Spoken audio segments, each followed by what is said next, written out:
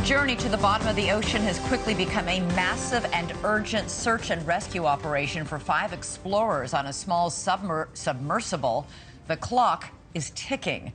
If the sub is still underwater, the Coast Guard estimates there are only about 35.5 hours of oxygen left. There are several redundant systems to help keep air flowing, but experts say any passenger who panics or moves around too much could consume even more precious air. A terrifying risk and an incredibly stressful situation. And tonight we have a clearer timeline of when the sub went missing. NewsNation has determined that the pre-dive meeting and initial launch happened Sunday morning within their scheduled windows. But 90 minutes into the dive, the sub lost contact. It takes about 2.5 hours to get to the ocean floor where the Titanic lies. NewsNation's Sloane Glass is in Boston tonight, where the Coast Guard is busy and searching, and that is where it is all headquartered right now. Hey, Sloane. Hey, Elizabeth, I'm outside of the U.S. Coast Guard in Boston, who is leading this operation. And with every passing hour, those options for search and rescue are becoming more and more limited. And those 5 men aboard the vessel are operating in dark and cold conditions in a vessel that is also running out of oxygen. We will do everything in our power to effect a rescue. It's going to depend on if the ROV finds something.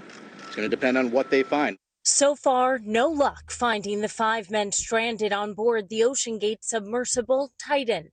The missing Titanic tourist vessel has not been heard from since it submerged on Sunday. There are concerns the Titan may have suffered a catastrophic failure underwater. It is designed to float back to the surface on its own. Without any signs of the Titan, rescue teams are left wondering if something is preventing the sub from resurfacing. The way that our crews train, this is the environment they train in. They're specialized in being able to see these things from the air. So they've given it everything that they have to it. And if it's on the surface, we're fairly certain that we would be able to find it. Videos and pictures from OceanGate show the pilot, scientist, and 3 paying passengers. We know a father and son duo are confirmed to be on board, as well as a French maritime expert and OceanGate CEO and founder, Stockton Rush, who gave this promotional tour of what life inside the Titan is like. So we're coming into the sub. This is the only toilet available on a deep diving submersible. Best seat in the house. You can look out the viewport. We put a privacy screen in, turn up the music. There is also Hamish Harding, British billionaire and explorer.